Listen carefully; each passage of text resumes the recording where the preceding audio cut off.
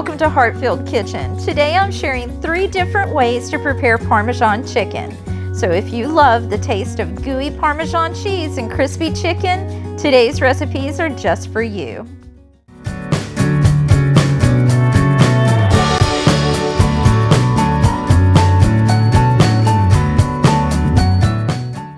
Hi there friends, thanks so much for stopping by. If you're new here, my name is Luann and this is Heart-Filled Kitchen. On this channel you can find plenty of food, kitchen, and pantry motivation with recipes, grocery hauls, meal plans, and so much more. So if any of that sounds good to you, I hope that you'll go ahead and subscribe and make yours a Heart-Filled Kitchen too. Well, in today's video, I'm going to be sharing with you 3 great Parmesan chicken recipes. Now, I think we all can agree that one of the best ways to prepare chicken is smothered in a gooey Parmesan cheese. So for today's video, I've put together 3 different ways to prepare a Parmesan chicken. And the first one we'll get started with is a cheesy crusted Parmesan chicken. The first step is to do a marinade. We're going to do a 1/4 cup of olive oil. Next is going to be a 1/3 cup of ranch dressing. Now we need 3 tablespoons of Worcestershire, but I think the correct way to say that is Worcestershire. Correct me down below in the comments if I'm wrong. Okay, so there's 1, 2, and 3. I'm out of lemon juice, so I'm going to be using lime juice instead. I'm sure it'll be fine. And we need 2 tablespoons of that. Okay. 1 teaspoon of minced garlic. Final ingredient in our marinade is 3/4 teaspoons of black pepper. Okay, we're just going to whisk all of that together real well.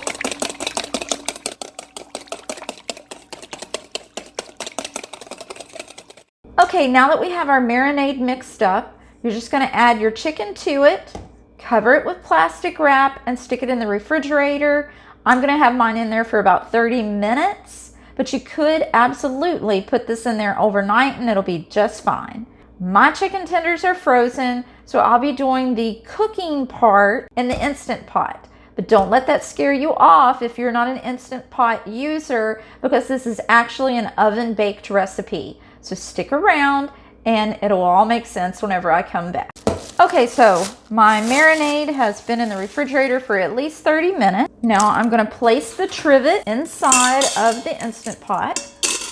Add 1 cup of water to your Instant Pot and then add your chicken. Okay, now I'm going to place the lid on and pressure cook for 15 minutes. And when that's finished, I'll be right back for the next step.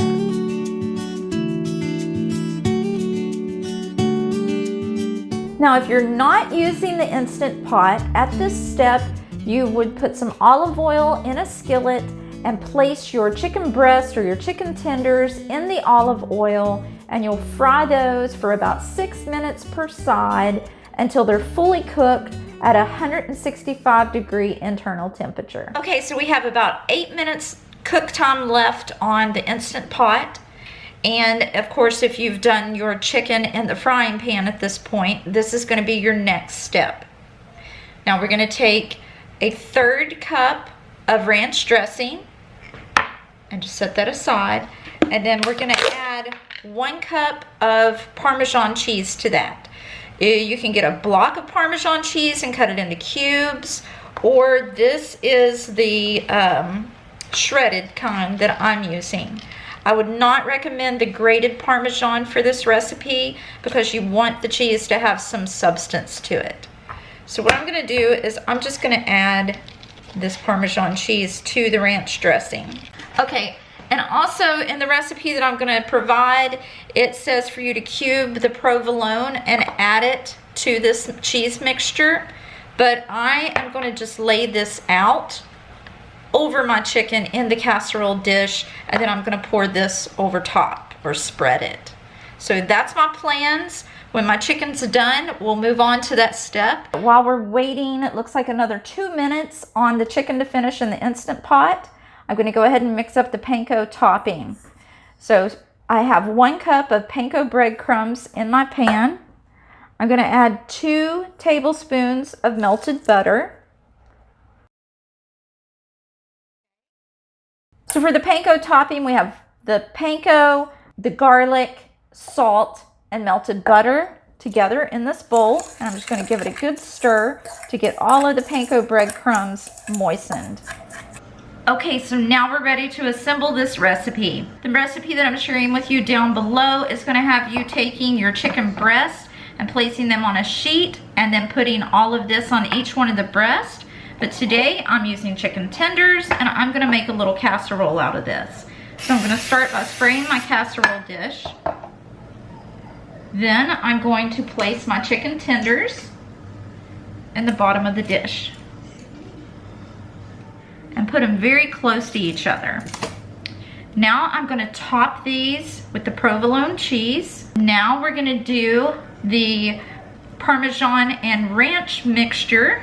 Okay, that's evenly coated over all of the chicken strips. All right, and now it's time for the buttered panko topping. I'm going to just pile that up on top.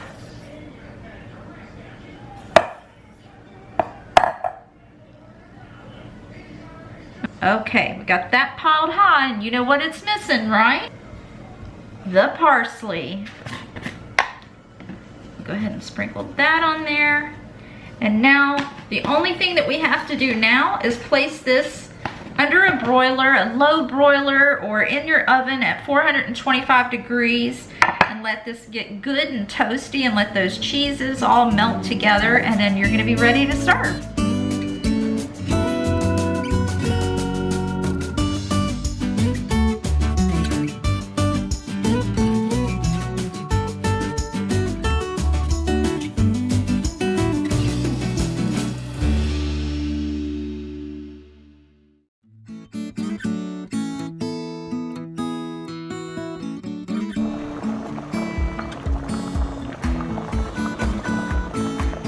Okay, now that we have the noodles going, we're going to preheat our oven to 400 degrees and line a baking sheet with foil sprayed with olive oil, or you can use one of these silicone mats. The next step is to cut the chicken breast. I have 2 whole chicken breasts here, and I'm going to cut it into even pieces. Okay. Now you can place these inside of a Ziploc bag or between 2 sheets of saran wrap. But today I am going to just cover these with wax paper, and our goal is to pound these out to the even thickness.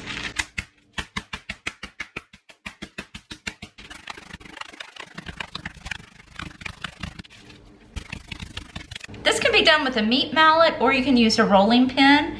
If you do use the meat mallet, make sure to always pound level, because if you get this on its side, it's going to cut through the chicken or whatever you're trying to tenderize. Okay, I have pounded mine out to about a 1/2 inch thickness. Now we can go ahead and set these aside. In the next step, just crack 1 egg into a shallow dish, about 1 tablespoon of milk, and give it a good whisk.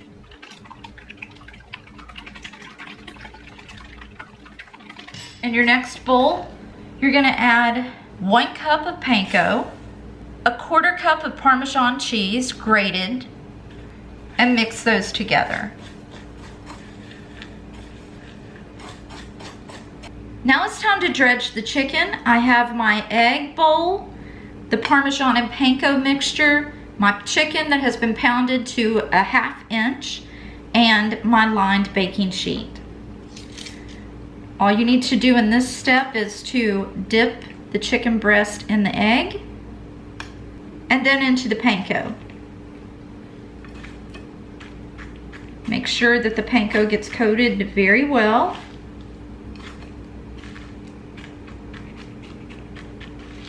And then we're going to put that on our baking sheet. And just continue to do this until all of your chicken is coated.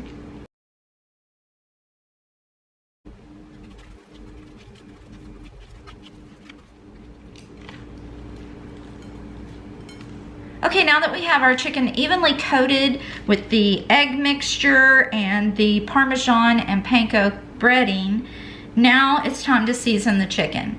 In most recipes, they will ask you to mix your seasonings in with the breading. I like to do mine separately. That way I have full control of making sure that each chicken breast is completely seasoned evenly. So what you need first is a teaspoon of garlic powder. I'm just gonna sprinkle that over each one, reserving half for the other side. Next is Italian seasoning. I use Tone's Italian seasoning from Sam's. I'm just gonna sprinkle that evenly over the top. This is 1 teaspoon as well. And then with a half a teaspoon of kosher salt, we're just going to sprinkle that over the chicken breast. Now we're gonna carefully flip this over and do the other side.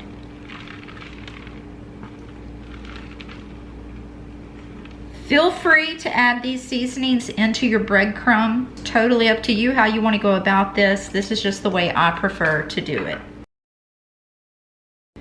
Okay, now I'm starting with the rest of the salt, the Italian seasoning, and the garlic. Now that we have everything seasoned up, we're gonna pop this into the 400-degree oven for 15 minutes. Okay, here's our chicken after the first 15 minutes. And what I'm gonna do is just give these another careful flip.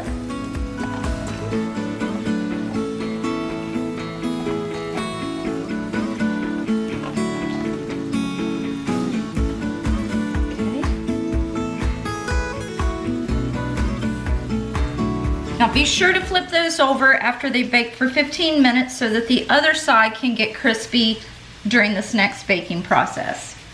What we're gonna do now is we are going to put a slice of provolone cheese on each one. Okay. Some recipes call for shredded mozzarella.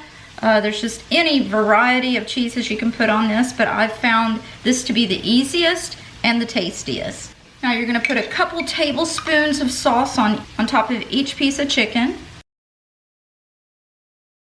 Today I'm using the Ragu Chunky Parmesan and Romano spaghetti sauce. I do my best to keep it on the cheese slice. That way there's no possibility for our chicken to get too soggy. We're gonna top it with some shredded Parmesan. After all, what would chicken Parmesan be without plenty of good Parmesan? We have it in the breading, and now we have it on the top. Now last but surely not least, we're gonna give it a good sprinkle of parsley.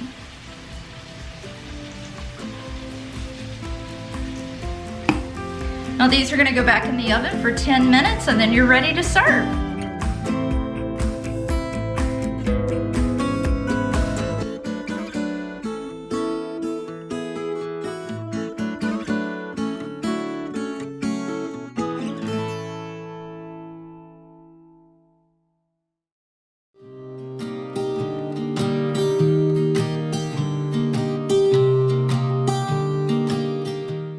Now for the instructions, the first thing that you're going to do is prepare your favorite breaded chicken according to the package. Once that's prepared, cut your chicken into 1 to 2 inch pieces. Next, you will toast the bottom half of your 12 Hawaiian rolls and top each roll with one of the chicken pieces. Grab your favorite marinara or spaghetti sauce and add 1 to 2 tablespoons of sauce to each piece of chicken. Now you're going to add 1/4 of a slice of your provolone or mozzarella cheese. You can use shredded if you'd like. And now put the tops on, and the next step is to melt 4 tablespoons of butter. To that melted butter, you're going to add a half a teaspoon of garlic powder and 1 whole teaspoon of Italian seasoning.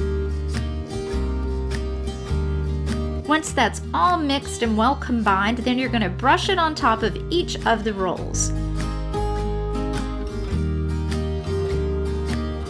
If you have any butter left over, by all means, go ahead and pour it all over the top.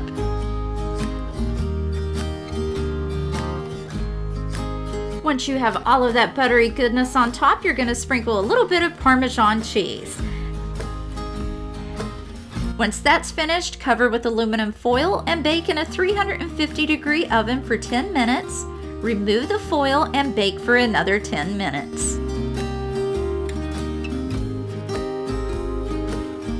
And here is the final result to these cheesy and zesty Parmesan chicken sliders that I'm sure your whole family will enjoy. This is such a simple recipe that is great for a quick weeknight meal, or it's even good for lunches for the week. And not to mention, it's a great way to use up those left behind odd and end pieces of chicken in your freezer. These are great to serve with a salad, or on this day, I served mine with some sweet potato waffle fries. Okay, well there you have it. 3 different ways to prepare Parmesan chicken. If you enjoyed these recipes or they gave you any kind of inspiration for the next time you're craving that good Parmesan chicken flavor, then you can let me know by giving it a big thumbs up. And before we go, I just want to say that I absolutely love hearing from you. So if you think you'll give one of these recipes a try, or if you have a favorite way of preparing Parmesan chicken, I'd love to hear about it down below in the comments section. Well, that's going to do it for today. I hope that I'll see you in the next one. But until then, remember to put your whole heart into everything you do so that you can have a heart-filled kitchen too. See you next time. Bye.